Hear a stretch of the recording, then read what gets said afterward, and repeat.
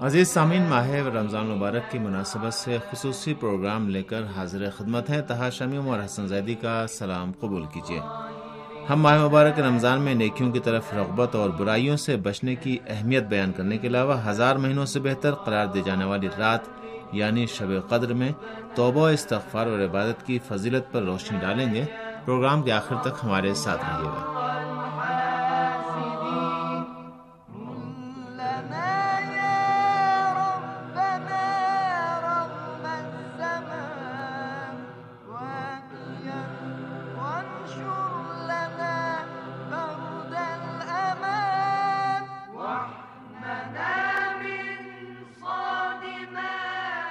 سامعین، آج رمضان المبارک کی 26ویں تاریخ ہے. اس موقع پر ہم خداوند عالم سے دعا کرتے ہیں کہ اپنی بندگی کے سلسلے میں کی جانے والی ہماری کوششوں کو قبول فرمائے، ہمارے قلیل اعمال کو قبول فرمائے اور ہماری کوتاہیوں سے چشم پوشی کرے.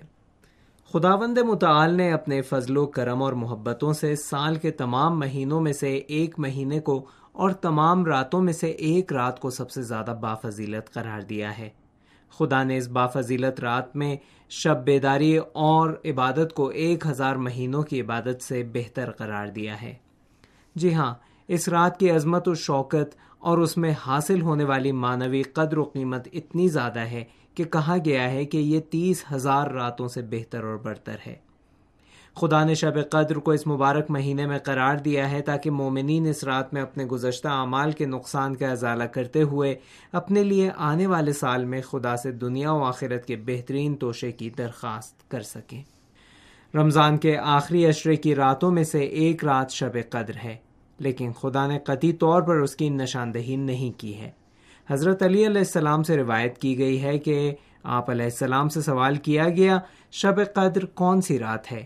آپ نے فرمایا، مجھے اس بات میں شک نہیں ہے کہ خدا نے تمہاری مدد کرنے اور تمہیں مہلت دینے کے لیے اس کو چھپا لیا ہے، کیونکہ اگر اس کا اعلان فرماتے تو تم اسی رات میں اعمال بجا لاتے اور دوسری راتوں میں عبادت کو ترک کر دیتے.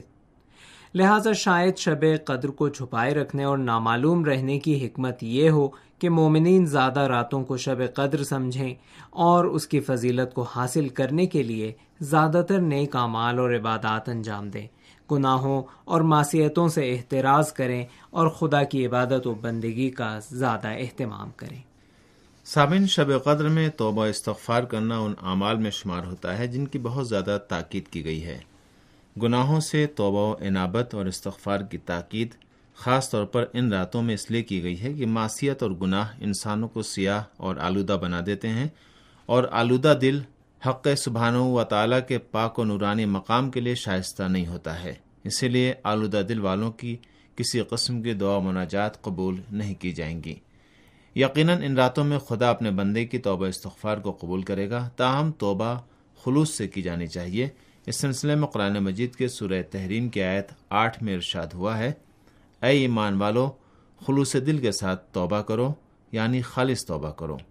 روایت کی گئی کہ معاذ ابن جبل نے پیغمبر اکرم صلی اللہ علیہ وآلہ وسلم سے توبہ نصوح یعنی خالص توبہ کے بارے میں پوچھا تو آپ نے فرمایا، توبہ نصوح خالص توبہ یہ ہے کہ انسان توبہ کرے پھر اس کے بعد کسی صورت میں گناہ کی طرف رخ نہ کرے. در حقیقت توبہ نصوح انسان کے اندر ایک ایسی انقلابی تبدیلی کا باعث بنتی ہے کہ اس کے بعد ماضی کی جانب پلٹنے کے راستے کو مکمل طور پر بند کر دیتی ہے.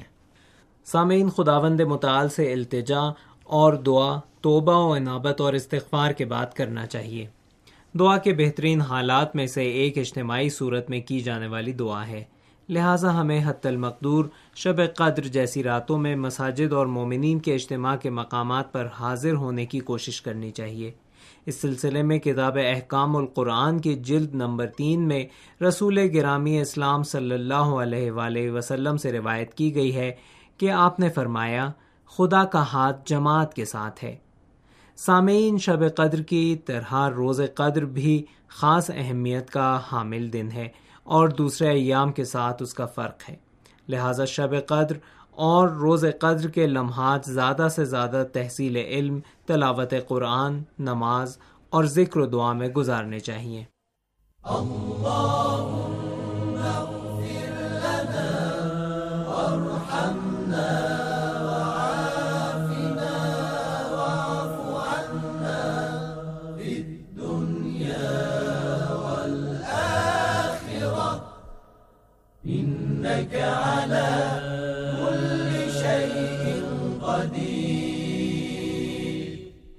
سامعین، ماہ مبارک رمضان رحمتوں، برکتوں اور مغفرت و بخشش کا مہینہ ہے۔ خدا غفور و رحیم اس مہینے میں کسی نہ کسی طریقے سے اپنے بندوں کے گناہوں کو معاف کر دیتا اور روزے اور واجب نماز کے ساتھ ساتھ نوافل کی ادائیگی، تلاوت قرآن، صدقہ، صلہ رحمی، خدا کی راہ میں انفاق، حاجت مندوں کی مدد وغیرہ مستحسن اعمال کے صلے میں ان کے لیے جنت میں جانے کے اسباب فراہم کرتا ہے۔ لہٰذا ان لوگوں کے لیے بہشت کے دروازے کھلے ہیں جو نیک اعمال کے ذریعے رحمت الہی کا مستحق بن کر اپنے لیے بہشت میں جانے کا سامان فراہم کرتے ہیں۔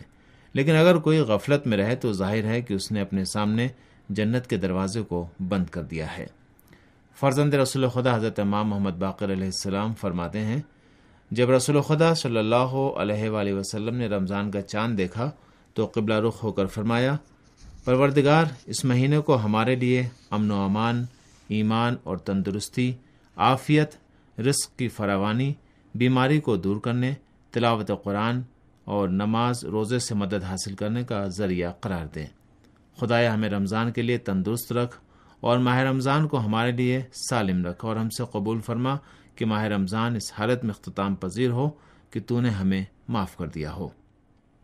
اس کے بعد آپ نے لوگوں کی طرف رخ کر کے فرمایا، اے مسلمانوں، جب ماہ رمضان کا چاند نکلتا ہے تو دھتکارے ہوئے شیاطین زنجیروں میں جکڑے جائیں گے اور آسمان اور جنت کے دروازے کھول دیے جائیں گے اور جہنم کے دروازے بند کر دیے جائیں گے۔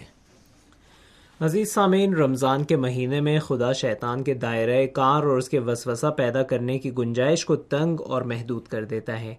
اسی لیے انسانوں کے دل، روح اور باطن خدا کی بندگی و عبادت حق اور اس کے احکام پر عمل پیرا ہونے کے لیے زیادہ تر آمادہ ہوتے ہیں۔ لیکن اس کا مطلب ہرگز یہ نہیں ہے کہ شیطان کے برے عزائم کا اختیار سلب اور اس کی سرگرمیوں کا دائرہ کار بالکل بند ہو جاتا ہے اور خدا کی جانب سے ہم پر عائد کی جانے والی ذمہ داریاں اٹھ جاتی ہیں یا امتحان الہی کے مواقع ختم ہو جاتے ہیں، بلکہ در حقیقت رمضان کا مہینہ شیطان کی زیادہ سے زیادہ شناخت حاصل کرنے اور انسان کے اندر اس کے داخلے کے راستوں کو سمجھنے کا بہترین موقع ہے۔ عارف خدا اور ماہر اخلاقیات استاد شہید آیت اللہ دستغیب شیطان اور اس کے ساتھ مقابلے کے سلسلے میں ایک خوبصورت مثال دیتے ہیں۔ اس کو سننا لطف و دلچسپی سے خالی نہیں ہوگا۔ وہ کہتے ہیں، اگر آپ کتوں کی کوئی مرغوب غذا اپنے ساتھ لے جا رہے ہیں تو حتیٰ کہ اس غذا کو کتے کی نظروں سے چھپائے ہوئے ہوں، مثال کے طور پر اس کو کپڑے کی گٹھری میں باندھے ہوئے ہوں، تب بھی بھوکا کتا اپنے تیز حصے شامہ کے ذریعے اس کی بو سونگھ کر آپ کے پیچھے آئے گا، اس لیے کہ وہ بھوکا ہے اور اس کی بھوک مٹانے والی مرغوب غذا آپ کے پاس ہے۔ اس صورت میں آپ دسیوں مرتبہ بھی اس کو اپنے آپ سے دور کرنے کے لیے مار بھگانے کی کوشش کریں گے، وہ آپ کا پیچھا کرتا رہے گا۔ اسی نقطۂ نگاہ سے دیکھا جائے تو انسان کا دل بھی شیطان کی توجہ کا مرکز ہے۔ جو شخص جاہ طلبی اور مقام و منصب کے لالچ، شہرت پسندی، حب دنیا، اقتدار پسندی، حسد، بخل وغیرہ جیسے مذموم صفات کو اپنے دل میں سما لیتا ہے، دراصل اس نے اپنے باطن کو شیطان کی چراگاہ میں تبدیل کر رکھا ہے، اور جب تک یہ برے صفات اس کے دل میں گھر کیے ہوئے ہیں، چاہے وہ زبان سے ہزاروں بار بھی کہے اعوذ باللہ من الشیطان الرجیم، پناہ مانگتا ہوں میں شیطان مردود کے شر سے، تو اس کا کوئی نتیجہ نہیں نکلے گا، کیونکہ وہ زبان سے تو شیطان کو بھگا رہا ہے، لیکن عملاً اس نے شیطان کو مدعو کر کے مہمان بنا کر اپنے دل میں اس کے لیے دسترخوان بچھا رکھا ہے۔ شیطان سے رہائی کے لیے جو آشکارا دشمن ہے، اپنے دل سے ان برے صفات کو نکال باہر پھینکنا ضروری ہے۔ سبحان اللہ العظیم و بحمدہ، سبحان اللہ العظیم و بحمدہ، ولا حول ولا قوة الا باللہ العلی العظیم العلی العظیم۔ سامن، خدا کی نعمتوں سے فائدہ اٹھانا اور اس کا شکر ادا کرنا ایسے سرمایہ کی مانند ہے جس کو باپ اپنے بیٹے کے حوالے کرتا ہے تاکہ اس کے ذریعے لین دین کرتے ہوئے کاروبار شروع کرے۔ اگر وہ اس سرمایہ سے صحیح فائدہ اٹھاتے ہوئے کاروبار میں کامیابی حاصل کر لے تو باپ دوسری مرتبہ اس کو مزید پیسے دے گا تاکہ اپنی تجارت کو جاری رکھ سکے، اور اگر بیٹے نے باپ کے دیے ہوئے سرمایہ کو ضائع کیا اور پیسوں کو عیاشیوں اور فضول خرچی میں اڑا کر نقصان کا باعث بنا تو باپ اس کو مزید پیسہ دینے سے احتراز کرے گا۔ وہ اپنے تئیں سوچے گا اس کو پیسے دینے کا کیا فائدہ جو سرمایہ کو بےہودگی میں اڑا دے اور خود اپنا نقصان کر بیٹھے۔ کیا میں اس کا دشمن ہوں جو اس کو پیسے دے کر اس کی مزید بربادی کا سامان فراہم کروں؟ اس کے علاوہ باپ کو اس کے نقصانات کا ازالہ کرنے کے لیے بھی سرمایہ خرچ کرنا پڑے گا، لہذا وہ اس کو دوبارہ پیسہ دینے سے اجتناب کرے گا، بلکہ جو سرمایہ اس کے اختیار میں رکھا تھا اس کو واپس لینے کی صحیح کرے گا۔ خدا کی نعمتوں کا بھی یہی حال ہے۔ اگر انسان خدا کی نعمتوں کی قدر نہ جانے اور اپنے قول و عمل کے ذریعے اس کا شکر ادا نہ کرے تو خدا اس سے ان نعمتوں کو چھین لے گا۔ خدا کے حقیقی بندے اس چیز پر راضی اور شاکر ہوتے ہیں جو خدا نے ان کو دیا ہے۔ وہ ہمیشہ اور ہر حال میں اپنے آپ کو خود خدا کی نعمتوں سے مالا مال سمجھتے ہیں، چاہے وہ مصائب و آلام میں مبتلا کیوں نہ ہو۔ عزیز سامعین، حضرت امام جعفر صادق علیہ السلام کے ایک صحابی روایت کرتے ہیں کہ ہم منا میں حضرت امام جعفر صادق علیہ السلام کی خدمت میں حاضر تھے کہ ایک غریب شخص آپ کی خدمت میں شرف یاب ہوا۔ آپ اس وقت انگور نوش فرما رہے تھے۔ آپ نے اس غریب شخص کو انگور کا ایک گچھا دینے کا حکم دیا۔ سائل نے عرض کیا، مجھے انگور نہیں چاہیے، اگر آپ مجھے پیسے دیں گے تو بہتر ہوگا۔ آپ نے ان کو کچھ دینے کے بجائے صرف فرمایا، خدا تیرے رزق میں وسعت عطا کرے۔ ذرا دیر بعد ایک اور غریب آپ کی خدمت میں پہنچا۔ اس کے سوال پر آپ نے اس کو انگور کے 3 دانے دیے۔ غریب نے ان انگوروں کو آپ کے دست مبارک سے حاصل کرنے کے بعد کہا، الحمدللہ رب العالمین الذی رزقنی، حمد ہے عالمین کے پروردگار کا جس نے مجھے یہ رزق عطا کیا۔ امام جعفر صادق علیہ السلام نے سائل سے کہا، ذرا رک جاؤ۔ اس کے بعد اپنے دونوں ہاتھوں کو پر کر کے اس کو انگور دیا اور اپنے خادم کو مخاطب کرتے ہوئے فرمایا، تمہارے پاس کتنے پیسے ہیں؟ خادم نے عرض کیا، میرے پاس 20 درہم ہیں۔ آپ نے وہ تمام 20 درہم بھی سائل کو عطا کیے۔ اس پر سائل ایک بار پھر خدا کا حمد و شکر بجا لایا۔ آپ نے اس سے فرمایا، اپنی جگہ پر بیٹھ جاؤ۔ پھر آپ نے اپنی قمیص اتار کر اس کو دے دی۔ غریب شخص نے آپ سے قمیص لے کر پہن لی اور ایک بار پھر خدا کا شکر ادا کیا اور جاتے ہوئے امام جعفر صادق علیہ السلام کا بھی شکریہ ادا کیا۔ راوی کہتا ہے، ہم سوچتے رہے کہ اگر وہ غریب شخص آپ کی طرف متوجہ ہو کر مسلسل خدا کا شکر ادا کرتا رہا تو آپ بھی اپنے بخشش کا سلسلہ جاری رکھتے۔ اللہم صل علی محمد و آل محمد، بسم اللہ الرحمن الرحیم،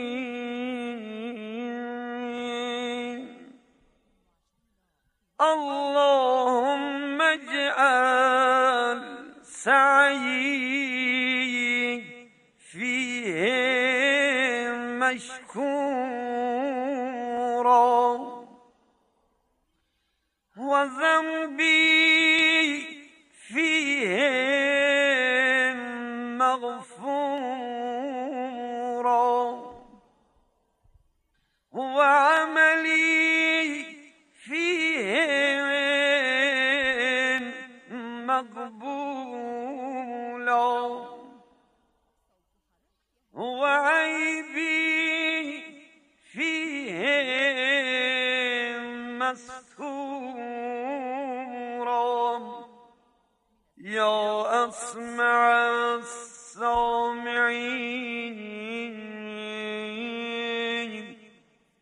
برحمتک یا ارحم الراحمین۔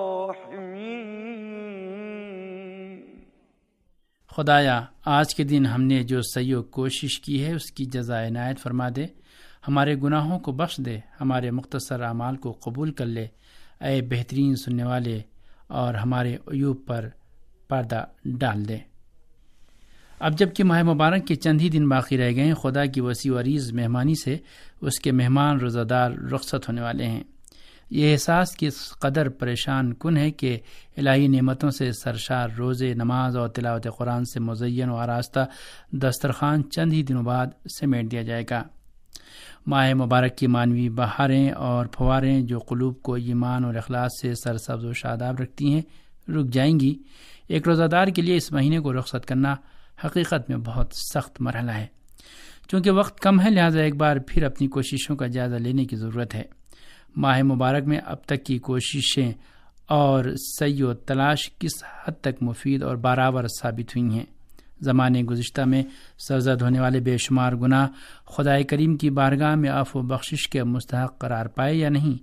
توبہ و استغفار کی صدائیں باب اجابت سے ٹکرا کر کہیں واپس تو نہیں آ گئی ہیں؟ دعائیں اور مناجاتیں بارگاہ احدیت میں قبول ہوئیں یا نہیں؟ اس کا پتہ کیسے چلے گا؟ صرف ایک راستہ ہے، اپنے احوال و آثار کا جائزہ لیں، دیکھیں کہ ہمارے بعض عیوب ہم سے دور ہو گئے ہیں یا نہیں۔ اگر عیوب میں کمی آئی ہے تو یقیناً دعائیں قبول ہوئی ہیں، کیونکہ ماہ مبارک کے پہلے روزے میں ہی دعا کی تھی کہ خدایا ہمارا روزہ حقیقی روزہ داروں کا روزہ اور ہماری نماز حقیقی نمازیوں کی نماز قرار دے۔ اگر خدا نے دعا قبول کر لی ہے تو روزہ اور نماز میں خلوص اور اخلاص کا رنگ ضرور نظر آئے گا، اور اگر اپنے تمام امور میں خدا کو پیش نظر رکھا ہے اور خدا اور رسول کی رضا اور خوشنودی کے لیے کوششیں کی ہیں تو اطمینان رکھے کہ کوششیں ضرور برابر ہوں گی اور خدا ان کوششوں کا بدلہ بھی ضرور دے گا۔ ہمارا خدا بڑا ہی رحیم و کریم ہے، دل کی گہرائیوں سے کی گئی دعائیں رائے گاہ نہیں جاتی، وہ اخلاص کے ساتھ دعائیں مانگنے والوں کی مدد ضرور کرتا ہے۔ ہاں اگر کسی نے ذاتی نام و نمود، ریاکاری اور دنیاوی عزت و شہرت کے لیے کام کیا ہے اور دنیا کو دکھانے کے لیے روزہ و نماز اور دعا و مناجات اور شب داریوں میں خود کو مشغول رکھا ہے تو اس کی جزا بہت ممکن ہے اس کی جلوہ نمائیوں اور فرحت و شادمانیوں کی شکل میں ہی دے دی جائے۔ اس صورت میں انسان کو مزید جزا کی امید نہیں رکھنی چاہیے۔ البتہ خدائے کریم کی بارگاہ میں مایوسی خود ایک بڑا جرم ہے، اس کے لطف سے ہرگز بعید نہیں ہے کہ وہ ہماری کوتاہ فکری کو معاف کر دے اور کم کی طلب کے بعد بھی وہ زیادہ عطا کر دے۔ حضرت علی علیہ السلام نے اسی لیے دعا کا یہ طریقہ ہم کو تعلیم دیا ہے، الہی ان اخذتک بجرمی اخذتک بعفوک، خدایا اگر تو نے میرے جرم کے سبب مجھے پکڑا تو میں تیرے عفو و بخشش کے سہارے تیرا دامن تھام لوں گا، اور اگر میرے گناہوں کے سبب مجھ سے باز پھس کی تو میں تیری مغفرت کے سہارے تیرا دامن پکڑ لوں گا، اور جب تو مجھے جہنم کے آگ میں ڈال دے گا تو میں اہل جہنم کے درمیان کہتا پھروں گا کہ میں تجھ سے محبت کرتا ہوں۔ یہی وہ التجا کا انداز ہے جو اللہ کو اپنے بندے کے عیوب پر پردہ ڈالنے پر مجبور کر دیتا ہے۔ یہ الہی صفات میں سے ہے کہ وہ پردہ پوش ہے، عیوب پر پردہ ڈال دیتا ہے، ستار العیوب ہے۔ خدایا ہم کو توفیق دے کہ ہم لوگوں کی خوبیوں کو سامنے رکھیں اور ان کی بنیاد پر سب کا احترام کریں۔ اللہ